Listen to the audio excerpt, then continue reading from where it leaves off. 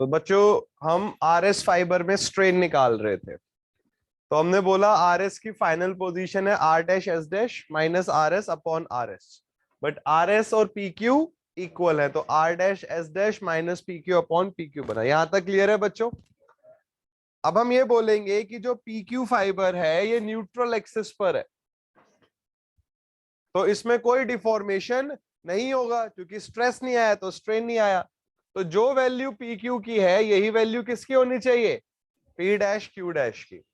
तो इस स्टेप के बाद लिखिए, देखो as P Q lies on the neutral axis, as P Q lies on the neutral axis, it will not undergo, it will not undergo any dimensional change, it will not undergo any dimensional change। देखो it implies, ऐसे लिख लो, P Q is P dash, P Q equals to P dash Q dash.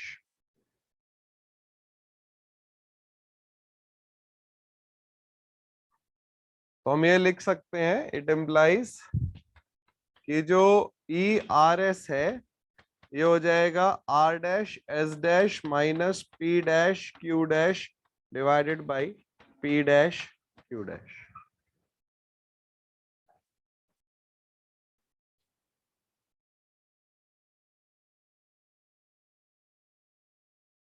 बच्चे हमने school में एक formula पढ़ा है कि जो थीटा होता है ये आर्क अपॉन रेडियस होता है, पढ़ा है बच्चों?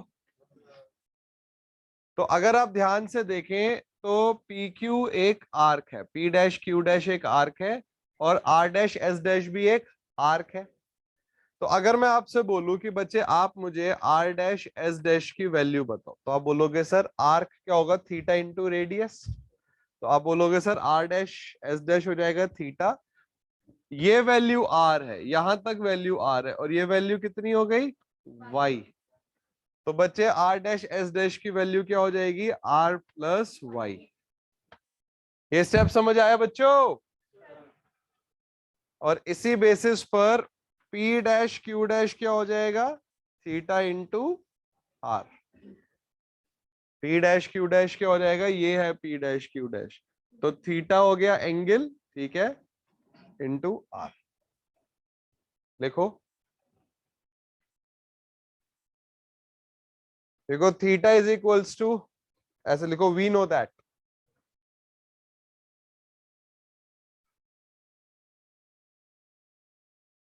theta is equals to arc upon radius, we know that theta is equals to arc upon radius।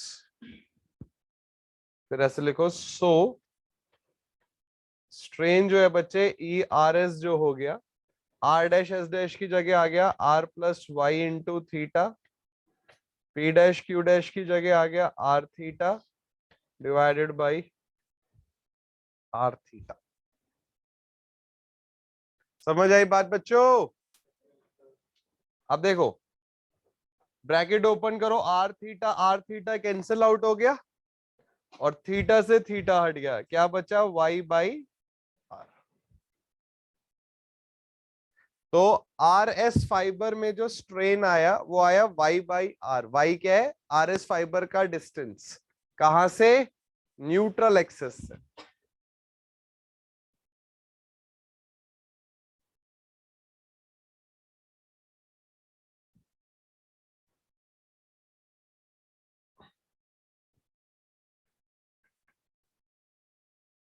But बच्चे हमने बोला है कि हुक्स लॉ फॉलो हो रहा है, तो स्ट्रेन को अब क्या लिख सकते हैं? स्ट्रेस अपॉन यंग्स मॉडुलस, और ये वैल्यू हो गई वाई बाई आर के इक्वल। वाई नीचे ले आइए, तो sigma upon Y E by R के इक्वल हो गया। तो ये आपकी इक्वेशन का first part, sigma upon Y is equals to E upon R. जिसको आप ऐसे लिख सकते हो, where E is Young's modulus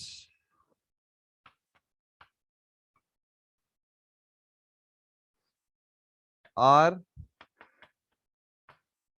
radius of curvature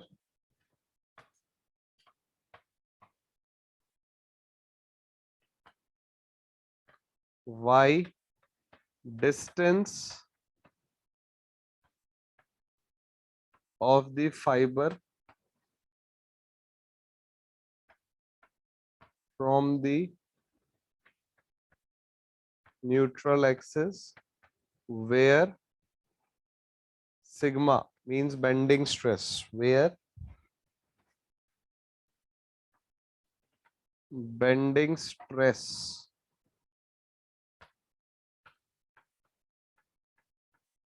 is to be found out, जहां पर बेंडिंग स्ट्रेस निकालनी है, और जो सिग्मा है वो बेंडिंग स्ट्रेस।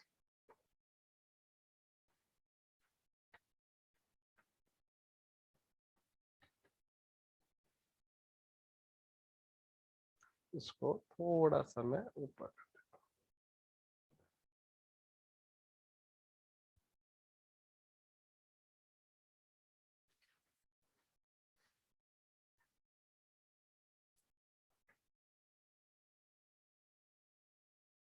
बच्चे न्यूट्रल एक्सिस पे बेंडिंग स्ट्रेस क्या आएगी?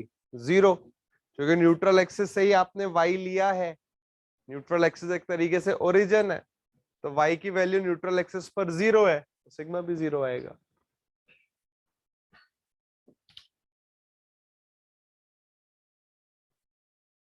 बच्चों समझ आ रहा है यहां तक?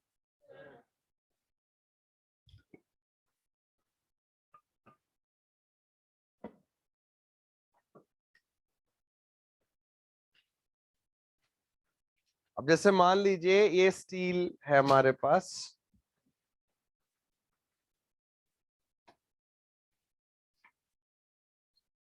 इस पर मैंने लोड लगाया, अब ये डिफॉर्म हो गया। तो एक गिवन लोडिंग के लिए जो रेडियस ऑफ कर्वेचर है वो क्या है? कांस्टेंट है, और मटेरियल यंग्स मॉडुलस भी कांस्टेंट है। तो हम बोल सकते हैं कि एक गिवन मटेरियल और लोडिंग के लिए ये दोनों कांस्टेंट है। तो बच्चे सिग्मा किसके प्रोपोर्शनल हो गया? y के। मतलब न्यूट्रल एक्सिस से आप जितना दूर जाओगे फाइबर पर उतना ज्यादा स्ट्रेस लगेगा। लिखो नेक्स्ट लाइन से, लिखो for a constant loading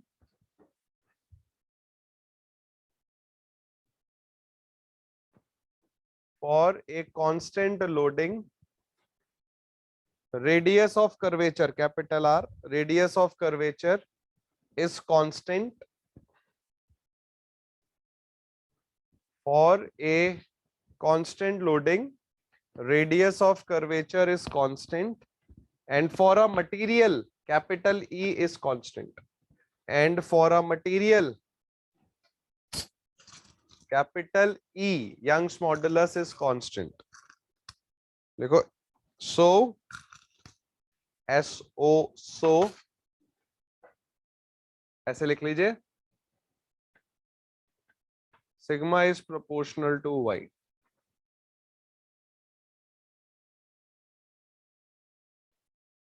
So sigma is proportional to y. इसका मतलब क्या हो गया? जितना फाइबर न्यूट्रल एक्सिस से दूर है उसमें उतनी ज्यादा स्ट्रेस आएगी।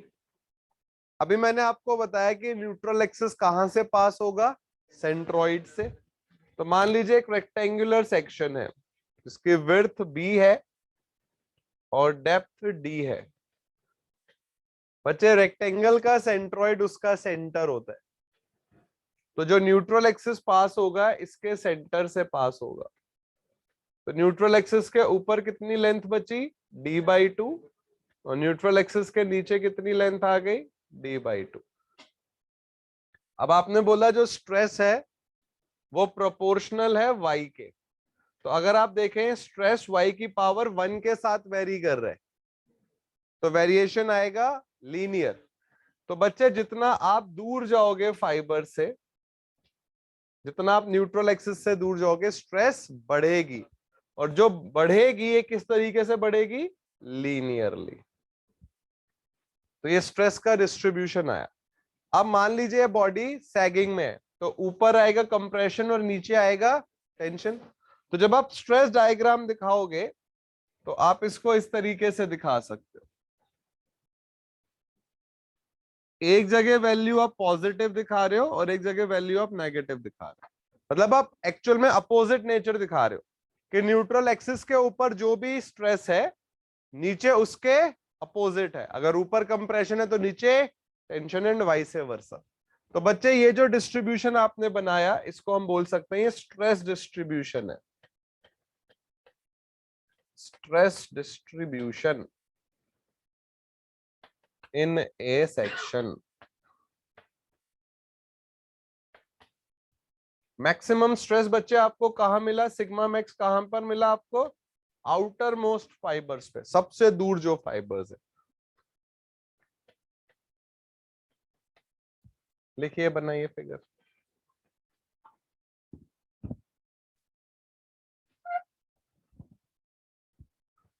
तो बेंडिंग स्ट्रेस अलग अलग जगहों पर अलग अलग है।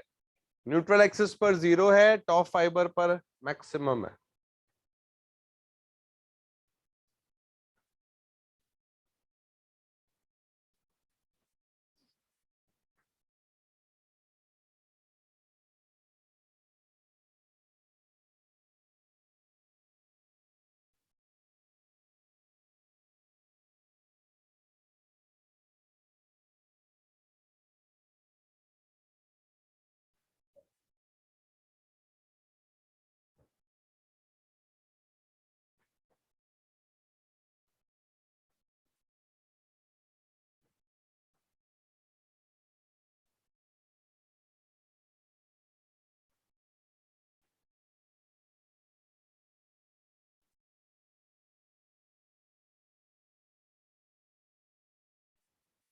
अभी जो मैंने आपको बताया था कि जो पटरियां हैं, जो रेल्स हैं, वो आई सेक्शन क्यों होता है? उसको डिस्कस करने से पहले ये बेंडिंग इक्वेशन का एक पार्ट और है। तो सिग्मा अपॉन वाई आपने ई अपॉन आर के इक्वल रख दिया है। अब ये एम अपॉन आई के इक्वल आएगा, where M is moment and I is moment of inertia. उसको हम पढ़ लें, फिर हम डिस्कशन करेंगे। बच्चों ये लिख लिया आपने? अब देखो, अभी आप क्या कर रहे थे? आपने बीम को सामने से देखा, फ्रंट व्यू आप देख रहे थे। ये न्यूट्रल एक्सिस था,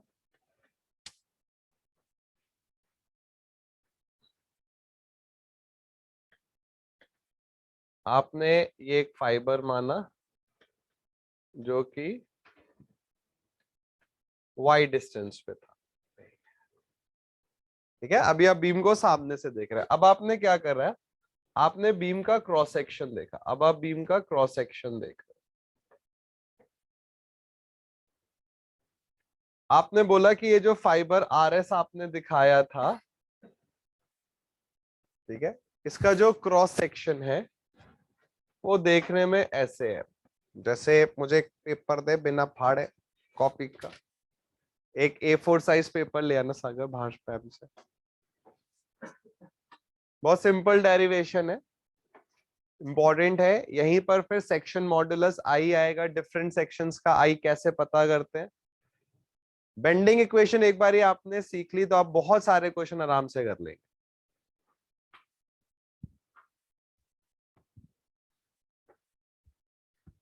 अटेंडेंस ले आए।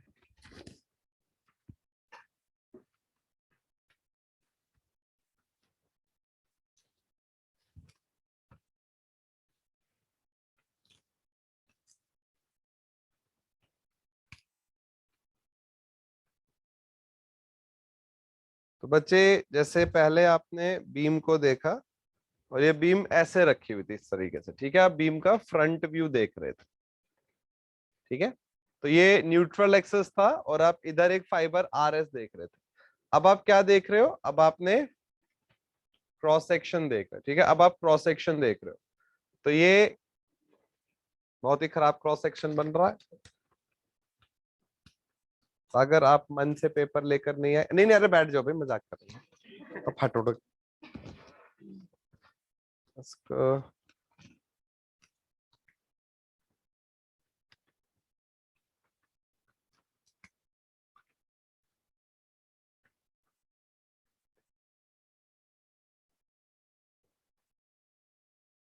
आ नहीं रहा यार सेक्शन, कोई बात नहीं, आएगा। थोड़ा इमेजिन करते हैं, मान लेते हैं रेक्टेंगल बन रहे हैं। ये सेक्शन अब ऐसे रखा हुआ है बच्चे, सेंटर से क्या पास हो रहा है, न्यूट्रल एक्सिस। अब जो आर एस फाइबर इधर जा रहा था ना, अब आप उसको क्रॉस सेक्शन के हिसाब से देख रहे हो, ठीक है। तो न्यूट्रल एक्सिस से थोड़ा नीचे आपको क्या दिख रहा है, आर एस फाइबर का क्रॉस सेक्शन। अब ये क्रॉस सेक्शन देखिए कैसा भी हो सकता है, रेक्टेंगल, ट्रायंगल, कुछ भी हो सकता है। तो हमने इसको एक रैंडम शेप का बना दिया। हम ये नहीं बोल रहे कि रेक्टेंगल है, ट्रायंगल है, बोले किसी भी शेप का हो सकता है। तो हमने इसको एक रैंडम शेप दे दी कि भाई एक रैंडम शेप है। रैंडम शेप का मतलब ऐसे टेढ़ा मेढ़ा। बट बच्चे कितने डिस्टेंस नीचे है ये, y। बात समझ आई, लिखिए।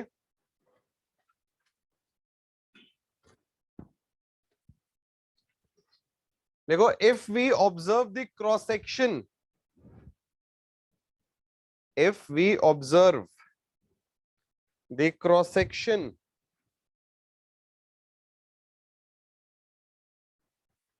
of the beam,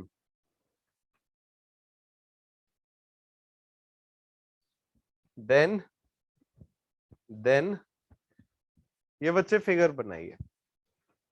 तो जो फर्स्ट पार्ट आपने डिराइव करा, आप बीम को सामने से देख रहे थे, अब आप बीम का क्रॉस सेक्शन देख रहे हो। पहले लेंथ के लॉन्ग ऑब्जर्वेशन था, अब क्रॉस सेक्शन के लॉन्ग ऑब्जर्वेशन।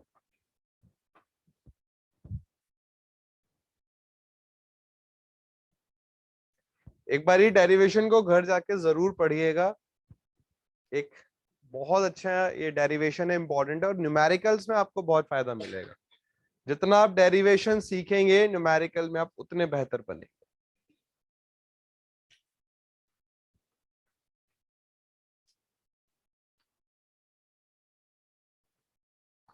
लिखिए, लिखिए, लेट डी ए, ऐसे D A be the area, let D A be the area of R S. R S का जो एरिया है वो मान लीजिए डी ए है। लिखिए, let D F, D F, D F का मतलब होता है स्मॉल, डी स्मॉल है। देखो, let D F be the small force on this area, let D F be the small force on this area. बच्चे, आपको ये बात पता है कि स्ट्रेस क्या होता है, फोर्स पर यूनिट एरिया। तो बच्चे, फोर्स क्या होगा, स्ट्रेस इनटू एरिया। तो हमें ये पता करना है आर एस पे फोर्स कितना लग रहा है। तो मान लीजिए आर एस पर जो स्ट्रेस है वो सिग्मा है, जो बेंडिंग स्ट्रेस है वो सिग्मा है, और आर एस का एरिया कितना है, डी ए। तो फोर्स हो गई, लिखिए D F equal to sigma D A. बात समझ आई बच्चों, बच्चों समझ आया ये। पर आपने अभी सीखा है, बट आपने अभी सीखा कि सिग्मा अपॉन वाई किसके इक्वल है, ई अपॉन आर के। इसका मतलब जो सिग्मा है वो E upon R multiplied by Y के इक्वल है। तो आप ये वैल्यू यहां पे लिख दिया। सो जो डी एफ हो गया, ये हो गया sigma, means E by R Y multiplied by D A के इक्वल हो गया। तो ये जो छोटा सा पार्टिकल है आर एस, इस पर जो फोर्स लग रही है वो लग रही है E by R into Y D A.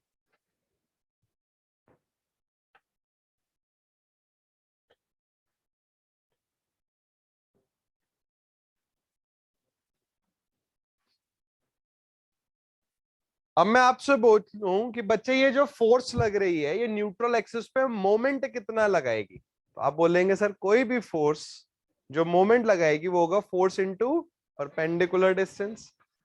तो बच्चे न्यूट्रल एक्सिस पर परपेंडिकुलर डिस्टेंस कितना है, y। लिखिए, लिखो let D M, D capital M, let D M be the moment, let dm be the moment induced by this small force df.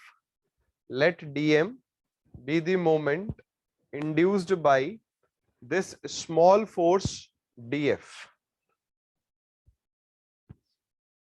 तो बच्चे कोई भी मोमेंट क्या होगा, फोर्स, कितना फोर्स लग रहा है, df multiplied by perpendicular distance y।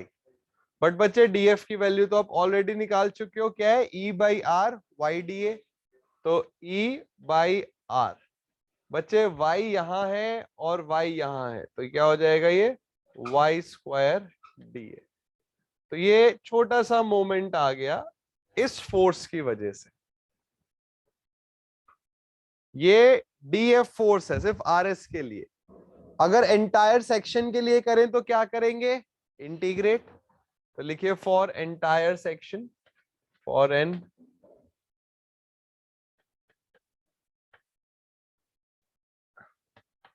Entire section, तो बच्चे इंटीग्रेशन हो जाएगा डीएम का E by R Y square D A.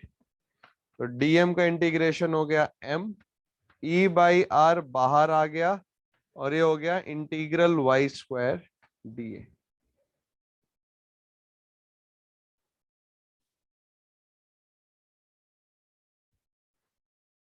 ये जो बच्चे integral Y square D A, इसको हम बोलते हैं I. So M is equals to E R multiplied by I, where I is equals to integral Y square D A. इसका जो actual नाम है वो है सेकंड मोमेंट ऑफ एरिया। इसको सेकंड मोमेंट ऑफ एरिया बोलते हैं, बट हाँ आप इसको मोमेंट ऑफ इनर्शिया बोल सकते हो, वैसे फर्क है। बिल्कुल सही, मोमेंट ऑफ इनर्शिया के लिए मास होना चाहिए, बट यहाँ मास नहीं है, यहाँ क्या है, एरिया है। तो वैसे दोनों टर्म एक्चुअल में सेम नहीं है। अब क्या है, बुक्स में लिख दिया है। अब मैं यहाँ पे लगातार सेकंड मोमेंट ऑफ एरिया बोलूंगा तो बच्चों को कंफ्यूजन आता है कि अरे बुक में हमने कुछ और पढ़ा है, यहाँ कुछ और चल रहा है। तो मोमेंट ऑफ इनर्शिया का जो रोल होता है ना मास को लेकर, वही role second moment of area का होता है एरिया को लेकर। हम यहाँ पर एरिया की बात कर रहे हैं तो हम मोमेंट ऑफ इनर्शिया टर्म नहीं बोल सकते, क्योंकि मोमेंट ऑफ इनर्शिया मास का इफेक्ट होता है। बट हाँ कंफ्यूजन ना आए तो इसलिए मैंने मोमेंट ऑफ इनर्शिया लिख दिया। जो एक्चुअल जो है ना बिल्कुल परफेक्ट टर्म है वो सेकंड मोमेंट ऑफ एरिया। यहां तक लिखिए पहले।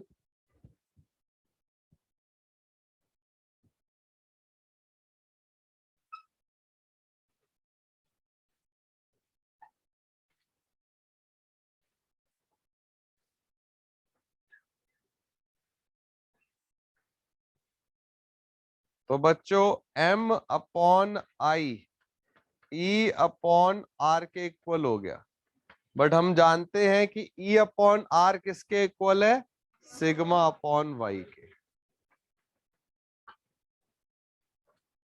तो sigma upon Y is equals to m upon I is equals to E upon R. इसको बोला जाता है बेंडिंग इक्वेशन, बहुत इंपॉर्टेंट इक्वेशन।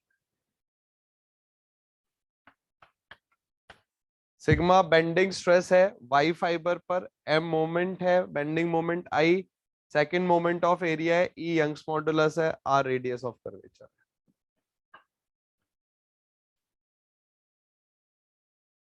बाकी सब लिखे हुए हैं हमने, एम के बारे में नहीं लिखा है तो आप ऐसे लिख लो लास्ट में, where M is bending moment. बच्चे बेंडिंग मोमेंट कहाँ निकाला है, न्यूट्रल एक्सिस पर। परपेंडिकुलर डिस्टेंस वाई कहां तक था, न्यूट्रल एक्सिस तक। तो bending moment about neutral axis है ये।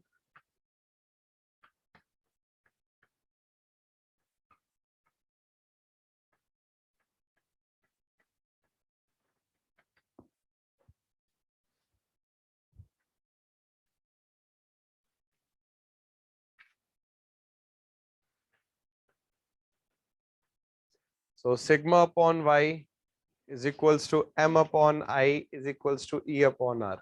अब ये आई जो है ये डिफरेंट सेक्शंस के लिए इसकी वैल्यू अलग अलग आती है।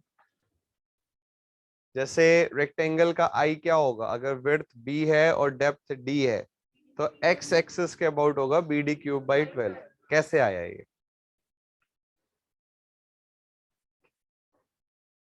मुझे तुम्हारा एक्सप्रेशन बहुत अच्छा लगा, जब पहले पेन ऐसे चल रहा था मैं कहा क्या आएगा value sir, B D cube by 12 कैसे आएगी? उससे टाइम रुक गया। It was very natural expression, good. हर बच्चे के साथ ऐसा ही हुआ है भाई। क्वेश्चन ये है कि अगर आप एक रेक्टेंगुलर सेक्शन की बात करो जिसकी विड्थ बी है, डेप्थ डी है, तो एक्स एक्स एक्सिस के about B D cube by 12 आप बोलते हो सेकेंड मोमेंट ऑफ एरिया है। तो ये आया कैसे? क्या जब आप सुबह उठे तो इस ज्ञान के साथ उठे थे कि सर हम ये हमें सपने में ही ज्ञान मिला है? और मैं आपको अगर ऑनेस्टली बताऊं तो इसका सॉल्यूशन अभी लिखा है आपने 1 मिनट पहले। सोचिए, गलत नहीं बोला है, सही बोला है। हाँ, सॉल्व करना मतलब कहां से किधर तक, बहुत सारी चीजें उसमें। हाँ, कुछ कोई कह रहा था भाई।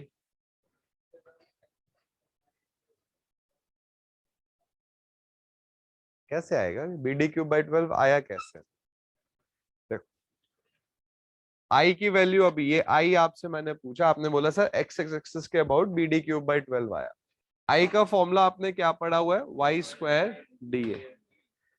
तो आपने बोला कि सर हम ऐसा करते हैं, हम डीए की वैल्यू निकालते हैं पहले। तो आपने बोला कि सर हमने माना कि किसी डिस्टेंस वाई पर एक स्ट्रिप हमने ले ली। हमने माना कि ये जो स्ट्रिप है इसकी लेंथ डी वाई है। तो अगर मैं आपसे बोलूं कि आप मुझे इस स्ट्रिप का एरिया बताओ तो आप बोलोगे सर रेक्टेंगुलर स्ट्रिप है तो एरिया क्या होगा? B into D Y. तो डीए की वैल्यू आ गई बी इंटू डी वाई। तो आपने इसको यहां रखा तो आपने बोला इंटीग्रल वाई स्क्वायर और डीए की जगह क्या आ गया? B into D Y. But ये जो y की वैल्यू आपने ली है ये 0 से लेकर ये कितना ऊपर तक जा सकता है? d/2 तक, क्योंकि न्यूट्रल एक्सिस सेंट्रोइड से पास हुआ है। तो 0 से लेकर d/2। बट ये तो ऊपर के पोर्शन के लिए आया ना, नीचे के पोर्शन के लिए भी आना चाहिए। तो क्या कर दीजिए? ट्वाइस। या दूसरा तरीका आप ऐसे कर सकते थे, हाँ, -d/2 से लेकर +d/2 तक इंटीग्रेट कर देते Y square B D Y को।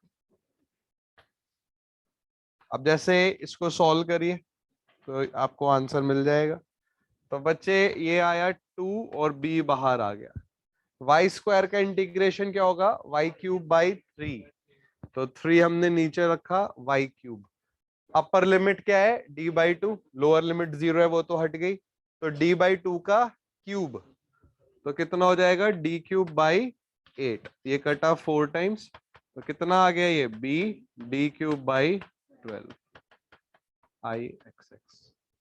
अगर मैं आपसे बोलूं आई वाई वाई के अबाउट बताइए, हाँ, तो जो आपने यहाँ पर लिमिट ले रखी है बस लिमिट बदल जाएगी।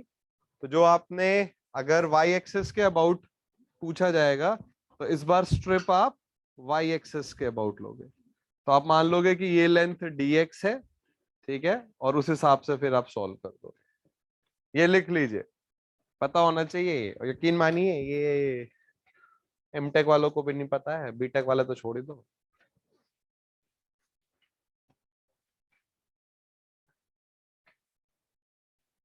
वो फिगर बना लीजिए। अब रेक्टेंगल, ट्रायंगल, सर्कल सबके यहीं से फॉर्मूले बनते हैं। बाकी हम नहीं डिराइव कर रहे, हमने सीख लिया है कैसे आना है।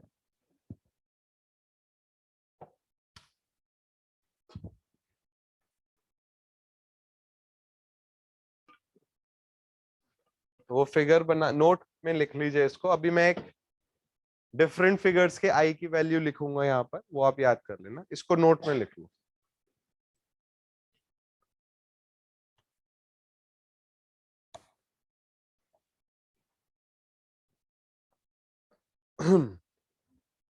दो चीजें हम और पढ़ेंगे अभी।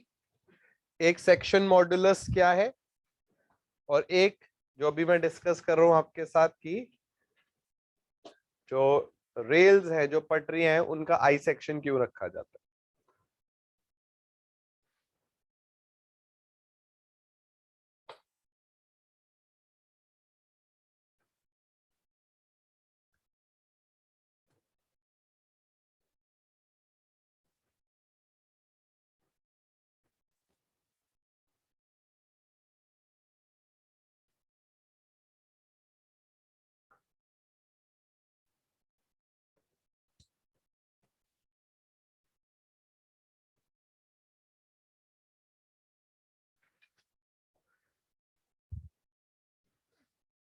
लिख लिया बच्चों।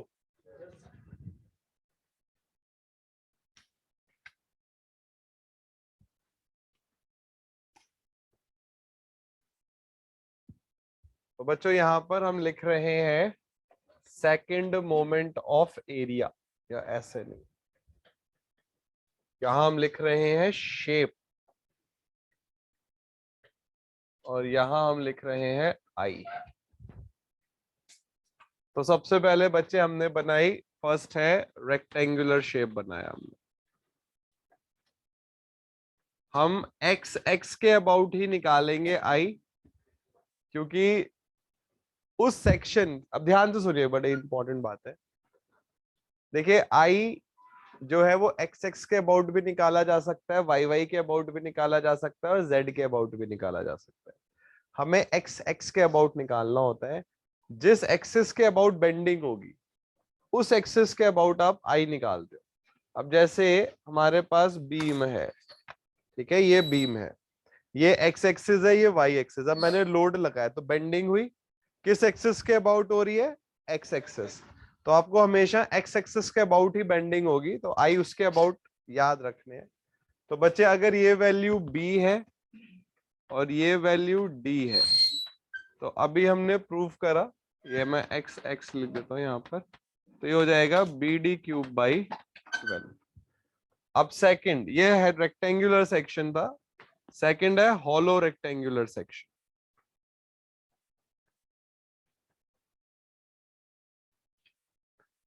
ये न्यूट्रल एक्सिस सेंटर से ही पास होगा, तो ये वैल्यू है बी और ये वैल्यू है स्मॉल बी, ये वैल्यू है डी और ये वैल्यू है स्मॉल डी। ये न्यूट्रल एक्सिस है। बच्चे ये बात याद रखिए कि जो भी बॉडी सिमेट्रिकल होंगी, जैसे रेक्टेंगल, सर्कुलर, उनका सेंट्रॉइड सेंटर पर होगा, और जो सिमेट्रिकल नहीं होंगी जैसे ट्रायंगल, उनका सेंट्रॉइड सेंटर पर नहीं होगा। तो ये सिमेट्रिकल है तो इधर ही आएगा ये। अब इसका आई सेक्शन का इस सेक्शन के लिए क्या होगा, बड़े वाले रेक्टेंगल में से छोटा रेक्टेंगल घटा दीजिए, तो ये हो जाएगा B D cube by 12 minus B D cube by 12। बड़ा रेक्टेंगल बन रहा है बी डी क्यूब बाई 12, उसमें से छोटा रेक्टेंगल घटा दीजिए। 5-6 शेप बनानी है, पहले इसको लिखिए, ऐसे लिख लीजिए, हेडिंग डालनी है तो वैल्यू ऑफ आई करके एक बना लीजिए शेप। अभी circle, hollow circle, triangle, I section.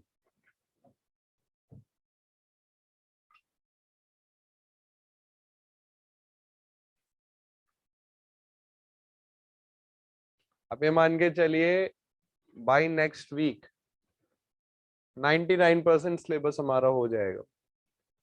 कोशिश करेंगे कि बाय नेक्स्ट वीक खत्म कर दे, एट द वेरी मोस्ट जो अगला मंडे होगा, इस मंडे के बाद, तब तो 100% खत्म कर देंगे। इवन आपका हिंदी की क्लास होने वाली होगी ना खत्म, तो अगर हिंदी उसके बाद क्या बोले सब्जेक्ट का, तो मैं बात कर लूंगा, अगर होता है तो थोड़ा सा ड्यूरेशन हम सोम का बढ़ा देंगे, वहां पे आधा पौना घंटा एक्स्ट्रा पढ़ लेंगे, तो नेक्स्ट वीक आपका एक बहुत इंपॉर्टेंट सब्जेक्ट खत्म हो जाएगा, फिर उसको रिवाइज करते रहिएगा। है क्या सोम? अब यहाँ पे लिखिए थर्ड, ये सर्कल है और हमारे पास भाई साहब सर्कल बनाने का ऑप्शन है, तो हम बनाएंगे सर्कल। देख रहे हो बिना किसी मदद के कितना अच्छा सर्कल बनाया मैंने, खुद से बनाया है मैंने।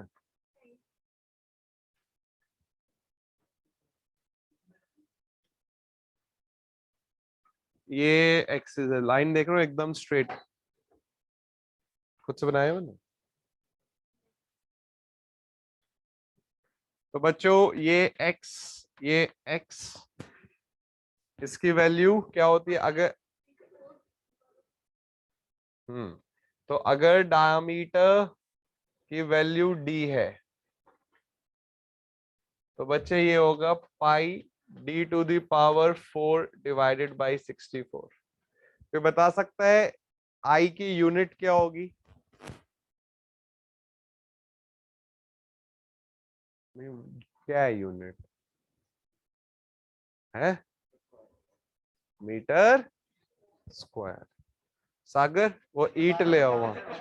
अबे d⁴ है, d की यूनिट क्या होती है? मीटर, mm कुछ भी, तो mm⁴। सागर तुम ऐसा करो, ईटे रखो अपने पास, है बार बार तुम्हें जाना पड़ता है। तुम्हें एक ईटो कल ईटे लेकर आओ यहाँ पे, और एक हथौड़ा ले आओ। ईटों की भी हथौड़ा ऐसे रखे, उंगलियां मार मार तोड़ दूंगा आपकी बार यहाँ पे। यूनिट नहीं बता पा रहे। अब हम बनाएंगे हॉलो सर्कुलर। भाई साहब फिर से मैं अपनी कला का उपयोग करूंगा।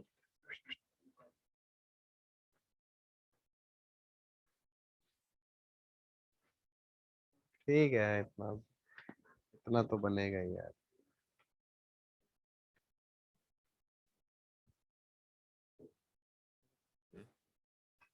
तो बच्चों मान लीजिए आउटर डायामीटर कैपिटल डी है,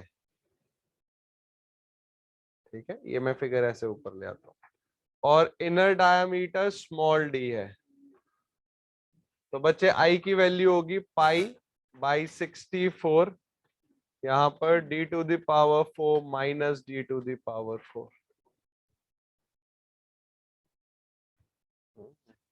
इसको हॉलो सर्कुलर सेक्शन हम बोलेंगे। बनाए, 4 सेक्शन आपने बनाए। अभी ट्राइंगल हमने पढ़ना है, और ट्राइंगल के बाद हम पढ़ेंगे आई सेक्शन। फिर थ्योरम ऑफ पैरेलल एक्सिस सुनिए आपने, इसमें बहुत क्वेश्चन आए आपके एग्जाम में। तो एक सिंपल सा थ्योरम ऑफ पैरेलल एक्सिस मैं आपको बताऊंगा, उस पर 1-2 क्वेश्चन करेंगे। चलिए,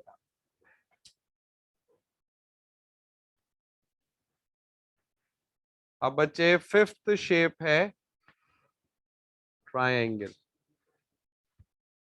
अब देखिए ट्रायंगल के केस में अगर ये हाइट h है तो न्यूट्रल एक्सिस h/2 से पास नहीं होगा, ये h/3 फ्रॉम द बेस से पास होगा, या टॉप से 2h/3 से पास होगा, और ये वैल्यू मान लीजिए b है।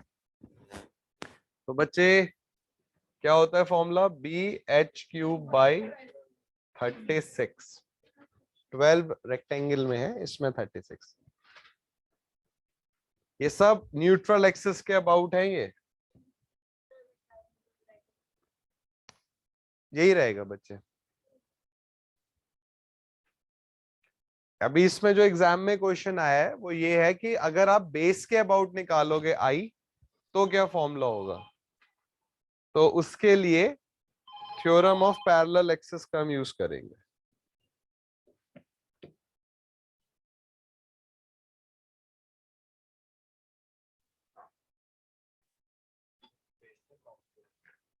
क्या? देख क्या, कौन सी वैल्यू है? एरिया, आई की वैल्यू, एरिया क्यों, किसकी वैल्यू है? आई न्यूट्रल एक्सिस के अबाउट है। X X axis, x X axis है जो न्यूट्रल एक्सिस से पास हो रहा है। अब देखिए लास्ट जो है वो इंपॉर्टेंट है, आई सेक्शन। ये लिख लिया बच्चों? अब देखिए लास्ट है सिमेट्रिकल आई सेक्शन।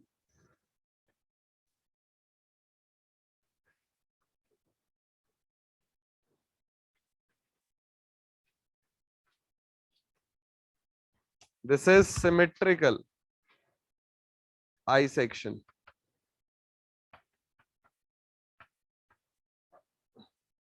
बच्चे इस पार्ट को बोलते हैं फ्लेंज और इस पार्ट को बोलते हैं वेब। तो अगर न्यूट्रल एक्सिस के अबाउट ऊपर और नीचे बिल्कुल सेम डायमेंशंस है तो इसको हम बोलेंगे symmetrical I section. Unsymmetrical I section में ये फॉर्मूला नहीं लगेगा, वो बहुत लंबा क्वेश्चन हो जाता है, एग्जाम में नहीं आता। तो मान लीजिए जो बी है वो फ्लेंज की विड्थ है, जो स्मॉल बी है वो वेब की विड्थ है, जो कैपिटल डी है वो ओवरऑल डेप्थ है, और जो स्मॉल डी है वो वेब की डेप्थ। अब मैं इसका एक फॉर्मूला आपको बता रहा हूं कि आप कैसे याद रख सकते हैं, बहुत आसान है इसको याद रखना।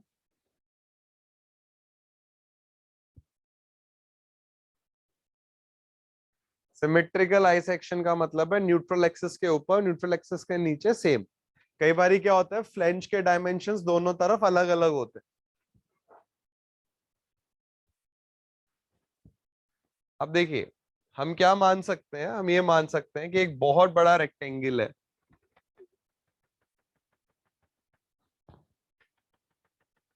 हम इस बड़े रेक्टेंगल में से ये जो दो छोटे रेक्टेंगल बन रहे हैं इनको क्या करेंगे, माइनस कर देंगे।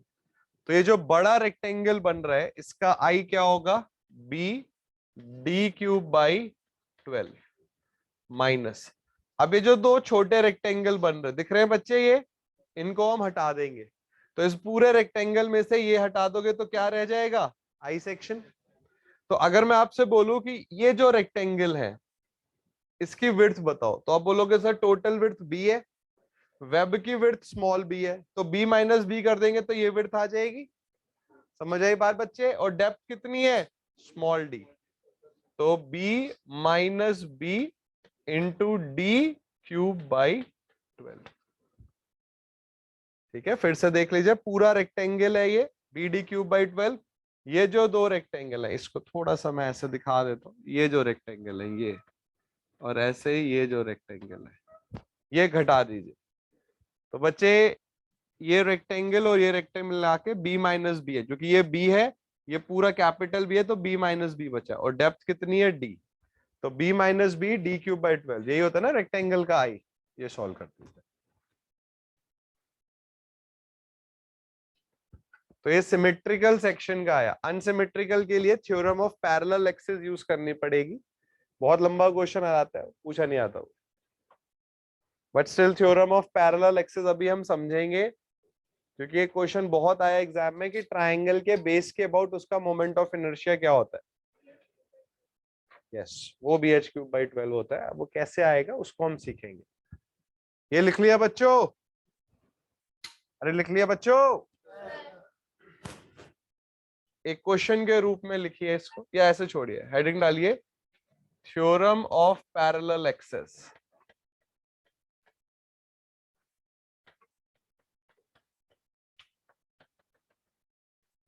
Theorem of parallel axis. अब देखिए क्या है ये थ्योरम, बहुत सिंपल थ्योरम है। जैसे मान लीजिए ये कोई शेप है और आपको इसके न्यूट्रल एक्सिस के अबाउट आई पता है। अब एक पैरेलल एक्सिस जा रहा है, ये एक पैरेलल एक्सिस है जो कि मान लीजिए के डिस्टेंस पर है। तो आपको आई एक्स एक्स पता है, इस बॉडी के किसी एक्सिस के अबाउट आपको मोमेंट ऑफ इनर्शिया पता है, और मैंने आपसे बोला कि आप मुझे ये एक्स डैश इसके अबाउट बताइए मोमेंट क्या होगा। इस बॉडी का एरिया ए है। तो बच्चे थ्योरम ऑफ पैरेलल एक्सिस ये कहती है कि जो आई एक्स डैश होगा, जिस एक्सिस के अबाउट, जिस पैरेलल एक्सिस के अबाउट आपको निकालना है मोमेंट ऑफ इनर्शिया, ये इक्वल होगा जिस एक्सिस के अबाउट पता है। आई एक्स एक्स के अबाउट आपको पता है, पता होना चाहिए तभी आप सॉल्व कर पाएंगे। तो आई एक्स एक्स क्या है, एक्स डैश के पैरेलल है, प्लस जिस बॉडी के अबाउट आपको पता है मोमेंट ऑफ इनर्शिया उसका एरिया जिस एक्सिस के अबाउट निकालना है और जिस एक्सिस के अबाउट पता है, इनके बीच का डिस्टेंस का स्क्वायर। तो ये होती है थ्योरम ऑफ पैरेलल एक्सिस। अब इसका हेल्प करके हम बेस के अबाउट आई निकालेंगे। पहले ये फिगर बनाइए, फॉर्मूला लिखिए।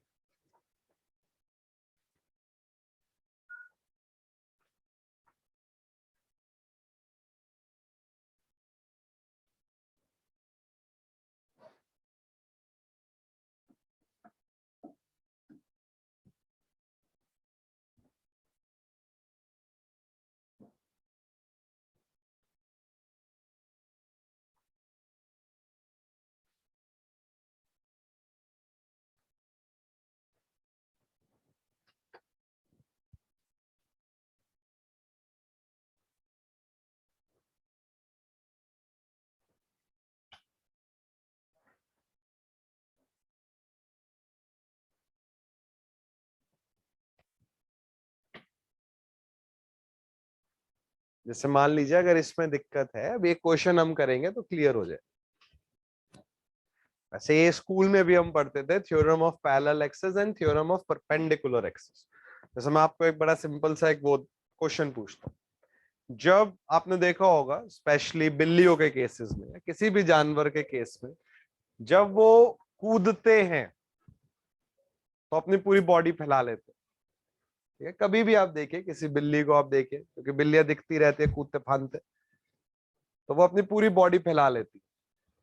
या आपने पिक्चरों में देखा हो कि जब हीरो एक बिल्डिंग से दूसरी बिल्डिंग में कूदते हैं तो पूरा वो अपना हाथ पांव फैला के कूदते हैं। ऐसा क्यों करते हैं? क्या टेंडेंसी है?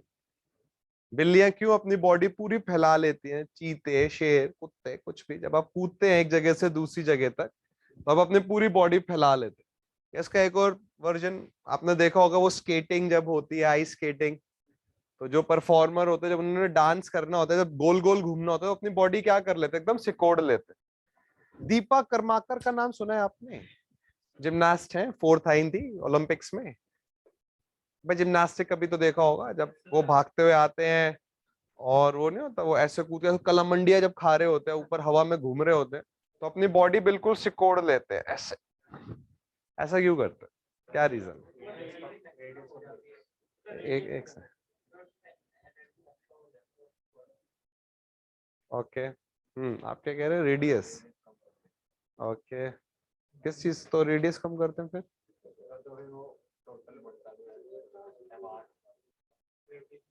नहीं है। किससे? इसमें आई का खेल है। I is not section modulus, वो जेड है। आई इज मोमेंट ऑफ इनर्शिया। सोचिए, अगर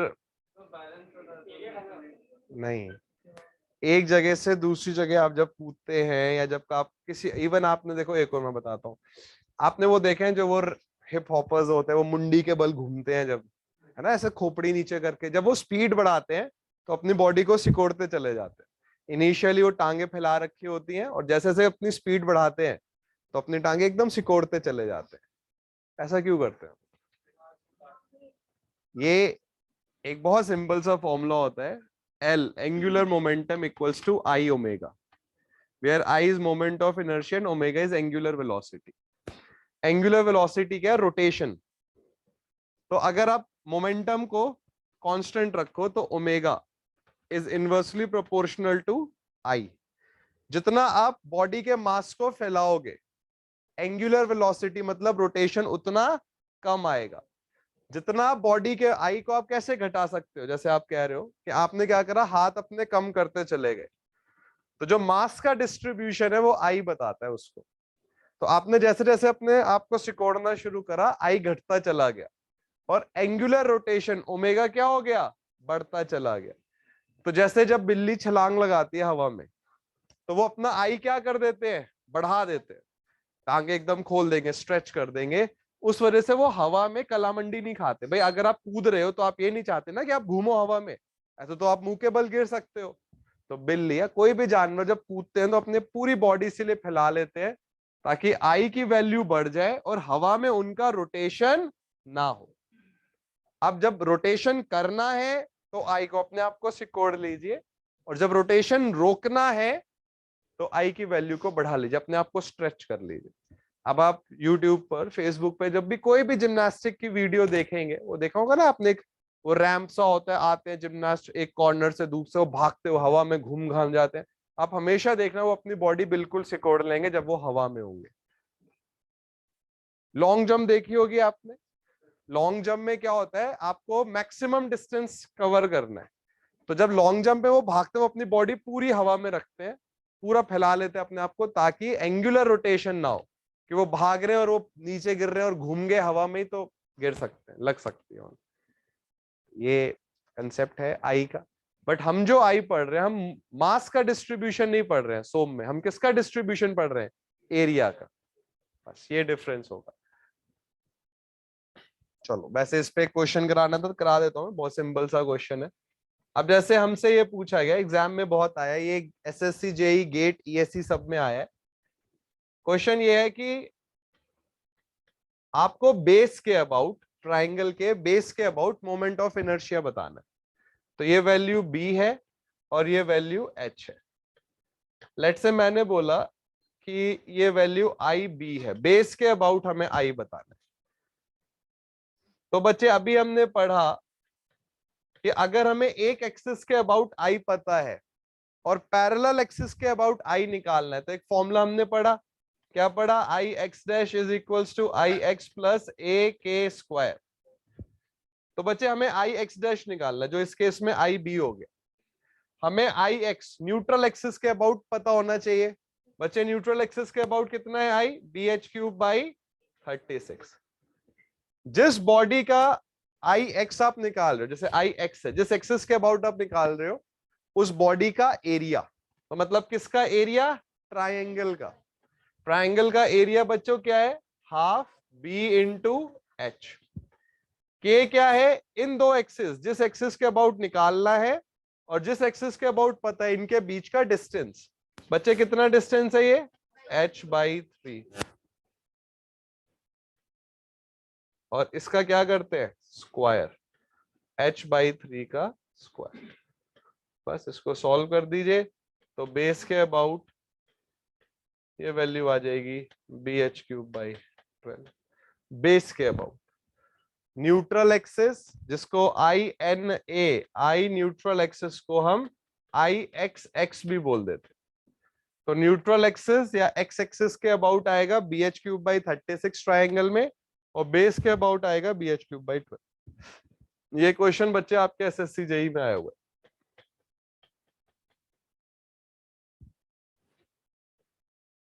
तो नेक्स्ट सेशन में हम बहुत इजीली बेंडिंग खत्म करेंगे और नए टॉपिक स्टार्ट करेंगे। मुझे बस ये है कि तुम डेट बच जाएंगे, तुम्हारी एक और क्लास होगी, कैसे ऑनलाइन जाओगे, भले ही ऑनलाइन है बट स्टिल टाइम से तो जाना पड़ेगा, खाना भी खाओगे। पटरी वाला डिस्कस भी कर लेते, चलो छोटा सा ही है। देखो इस क्वेश्चन को आप ऐसे सुनो, बहुत अच्छा क्वेश्चन है ये। एक रेक्टेंगुलर सेक्शन है जिसकी विड्थ बी है और डेप्थ डी है। अब एक आई सेक्शन बनाया हमने,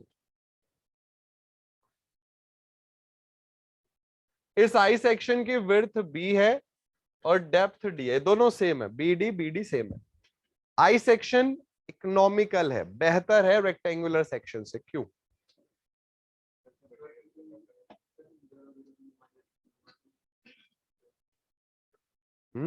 फिर से बोलो। हाँ तो मटेरियल आप बचा रहे हो, है ना, ठीक है, इन्होंने बोला सर मटेरियल हमने बचा लिया, ये मटेरियल हटा दिया, तो क्या सेक्शन खराब नहीं हुआ? तो फिर कैसे इकोनॉमिकल? क्यों नहीं पड़ेगा लोड? लोड तो हर, लोड तो ऊपर आ रहा है, लोड तो ऐसे यहाँ पे भी नहीं पड़ रहा है।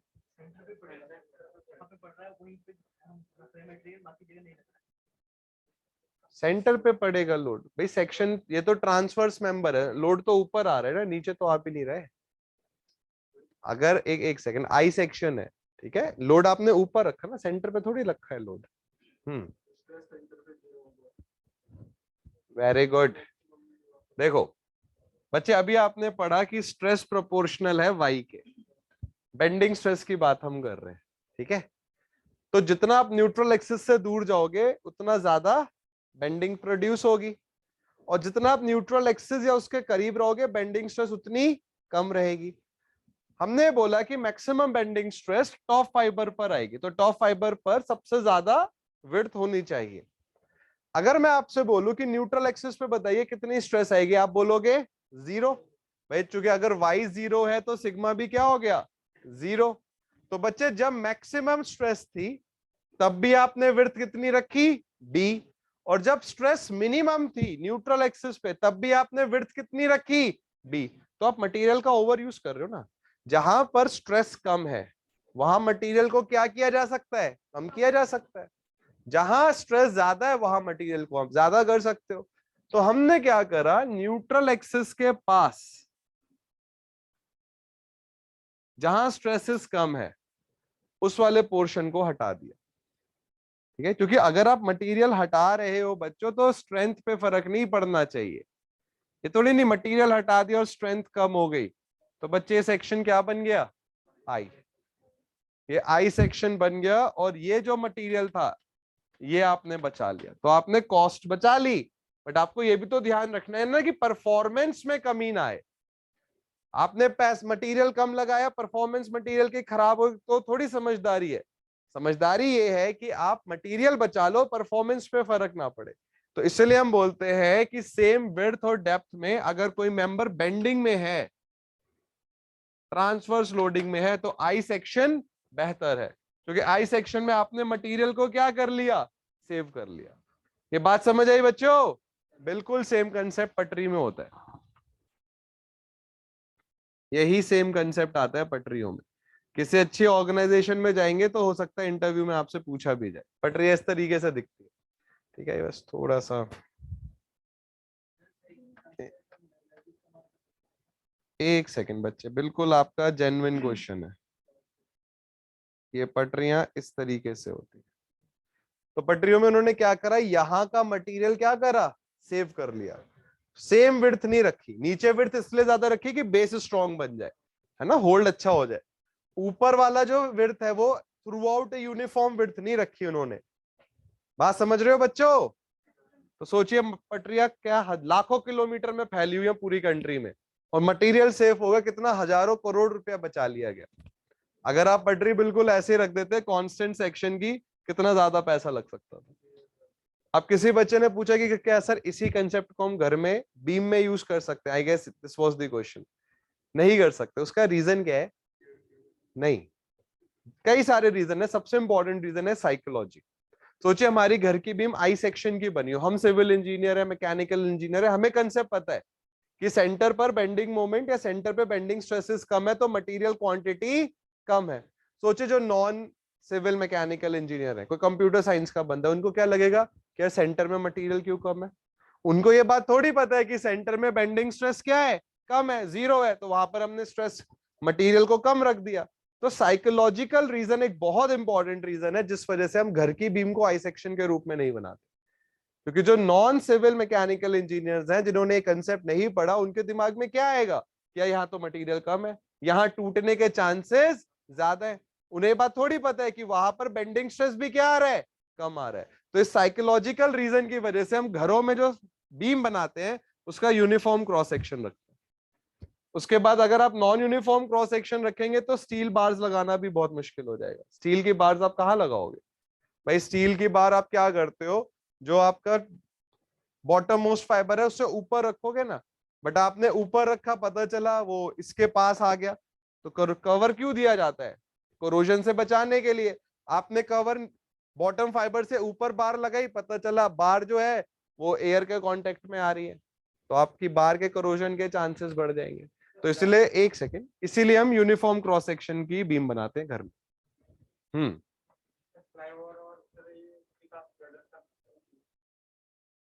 हाँ क्या क्या रहता, तो जहां देखिए स्टील में तो आप आई सेक्शन यूज कर सकते हो, स्टील में कोई दिक्कत नहीं है। जहां जहां स्टील की बात आ रही है, स्टील में आई सेक्शन बनाना कोई दिक्कत नहीं है। आरसीसी में आई सेक्शन बनाना ही अपने आप में बहुत मुश्किल है, ठीक है, वो आसानी से बनता भी नहीं है। उसके लिए आपको चाहिए स्किल्ड लेबर। एक बहुत इंपॉर्टेंट टर्म होता है स्किल्ड लेबर, हर कोई नहीं बना सकता। अब आपने मटेरियल में पैसा बचाया, और आपने जो स्किल्ड है भाई वो पैसे भी क्या करेगा, ज्यादा लेगा, तो मटेरियल में पैसा बनाया बचाया और लेबर को दे दिया, और उसके बाद जो बंदा है वो भी खुश नहीं है, कह रहे तो बीच में मटेरियल ही कम है। समझ रहे हैं बात? तो इस वजह से प्रैक्टिकल रीजन की वजह से हम आरसीसी के सेक्शंस नहीं बनाते आई, बट स्टील को आप बना सकते हो। आई सेक्शन कंक्रीट में तो बच्चे वहां पे कंसेप्ट दूसरा लग रहा है ना, वहां लोडिंग का बहुत ज्यादा है। अगर आप देखो फ्लाईओवर के नीचे, इवन अभी आप पढ़ोगे किसी भी फ्लाईओवर के, आप नीचे देखो तो जो बीम है उसकी लगातार डेप्थ बढ़ती चली जाती है, वो यूनिफॉर्म एरिया की वैसे भी नहीं रखी जाती है ना। आई सेक्शन में अगर आपको एक कोई भी आप फ्लाईओवर देखो, वहां पे भी स्टील के नीचे रखा जाता है ना, तो स्टील का पोर्शन। हाँ बिल्कुल सही बात, बहुत अच्छी बात बताई। जैसे अगर आप किसी भी फ्लाईओवर के नीचे से गुजरना, जैसे मैंने अभी देहरादून में ऑब्जर्व नहीं करा, बट आप दिल्ली में जाओगे तो एक चंडीगढ़ फ्लाईओवर बोलते हैं, उसके नीचे से आप गुजरोगे, हजारों वहां पर बीम्स लगे हुए हैं नॉन यूनिफॉर्म क्रॉस सेक्शन की। लगातार बीम का एरिया बढ़ता जा रहा है, और वो बीम कर्व्ड भी है। अभी आप जितनी बीम्स पढ़ रहे हो वो सब स्ट्रेट है, तो वो बीम कर्व्ड भी है और उसका क्रॉस सेक्शन लगातार बढ़ रहा है। क्यों? जहां जहां बेंडिंग का इफेक्ट बढ़ता चला गया, उन्होंने एरिया क्या करा, बढ़ाते चले गए। अब जहां पैसा बचाया जा सकता है विदाउट कॉम्प्रोमाइज, अब जैसे जो आप कह रहे हो कि सर गर्डर में आई सेक्शन है, सबसे पहली बात यह है कि घर में जो आई सेक्शन होगा उसको बंदा डायरेक्टली देखता है, कह रहे ये तो आई सेक्शन है। सोचो आप एक बीम, आपके घर में एक बीम है और आप उसके जस्ट नीचे खड़े हो और वो आई सेक्शन है, तो जब आप ड्राइव कर रहे हो तो आपका हो सकता है ध्यान ना आ जाए, जैसे बहुत सारे लड़कों ने हो सकता है कभी ऑब्जर्व भी ना करो कि आई सेक्शन है, बट जो घर की बीम है ना उस पर आपका ध्यान बहुत जल्दी जाएगा। तो इसीलिए हम घर में आई बीम बनाना प्रेफर नहीं करते, क्योंकि मेन रीजन क्या है, साइकोलॉजी। आपके मन में डर रहेगा कि ये बीम यहां से वीक है, जबकि वो वीक है ही नहीं। इवन अभी मैं आपको पढ़ाऊंगा, एक टॉपिक भी आएगा बीम्स ऑफ यूनिफॉर्म स्ट्रेंथ। एक पैराबोलिक बीम अगर आप बनाओ तो वो बिल्कुल फेल नहीं करेगी, बट अगेन अगर आपने बीम पैराबोलिक बनाई तो जो नॉन सिविल मैकेनिकल इंजीनियर्स हैं उन्हें लगेगा कि मटेरियल यहाँ पर कम है, फेलियर के चांसेस ज्यादा है। बट पैराबोलिक बीम में क्या होता है, जहां पर जितना स्ट्रेस आ रहा है उस हिसाब से वहां पर सेक्शन दिया जाता है। ज्यादा स्ट्रेस है बड़ा सेक्शन, कम स्ट्रेस है छोटा सेक्शन। तो नॉन यूनिफॉर्म बीम आप बिल्कुल बना सकते हो, बट अगेन लोग नहीं मानेंगे ना, उन्हें लगेगा कि यहाँ पे मटेरियल खा लिया इन्होंने, ठेकेदार या इंजीनियर जो भी।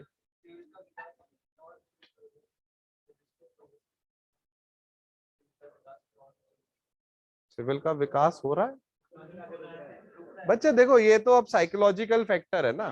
अब आप अगेन पैराबोलिक आर्च हर कोई नहीं बना सकता, पैराबोलिक आर्च के लिए अगेन आपको स्किल्ड लेबर चाहिए। अब आपने पैसा बचाया कॉस्ट में और वो आपने लेबर को दे दिया, तो पैसा बचा कहां फिर? उसके बाद जिसके लिए बनाया वो भी खुश नहीं है। चलो मैं मान रहा हूं वो भी खुश है, आपने एक कॉमर्स वाले बंदे को समझा दिया कि स्ट्रेस प्रोपोर्शनल टू स्ट्रेन, समझा दिया उसको, और आपने लेबर को बोला कि मैंने 1 करोड़ रुपया बचा लिया, भाई तू 2 करोड़ रुपए ले ले। क्योंकि पैराबोलिक आर्च बनाना आसान नहीं होता बच्चे, पैराबोलिक में बहुत मेहनत है। आपने देखा नहीं, पहले के जमाने में आर्च बहुत ज्यादा यूज होती थी, अब नहीं होती। पहले होते थे राजा महाराजा, अरबों की संपत्ति है, और जाओ 10 अशरफियां दे दी उनको बना लो। अब अशरफियां देते फिरोगे लेबर को, मतलब पैसा है ही कहां पे इतना। अब आपको मिनिमम है। अभी आप कोई भी पुराना मॉन्यूमेंट देखो वहां पर आर्च है, आर्च बहुत सुंदर लगती है देखने में, बट आर्च बनाना सबके बस की बात नहीं है। अगर आप मान लो एक छोटी सिटी में जाओ, वहां बोलो लेबर को आर्च बना दो, वो नहीं बना पाएंगे। हमें ऐसी टेक्नोलॉजी चाहिए जो हर कोई कर सके और मिनिमम पैसे में कर सके। मारुति की गाड़ियां क्यों बिकती हैं इतनी, जबकि सेफ्टी रेटिंग उनकी बहुत खराब है, हर कोई मिस्त्री उसको ठीक कर सकता है। यही आप सोचो स्कोडा की आप कार ले लो और आप गांव में चले जाओ तो वो थोड़ी कर पाएंगे उसको। तो आपको पूरे एक जनरलाइजेशन के हिसाब से देखना है ना, कि ज्यादा लोग किस में कंफर्टेबल। सिविल इंजीनियर कितने ही है, ज्यादा थोड़ी है। और वो पैसा उधर से बचाया, 6 बोरी सीमेंट बचाया और इधर वो लेबर को दे दिया, तो लेबर भी कहेगा कि है क्या इंजीनियर है ये।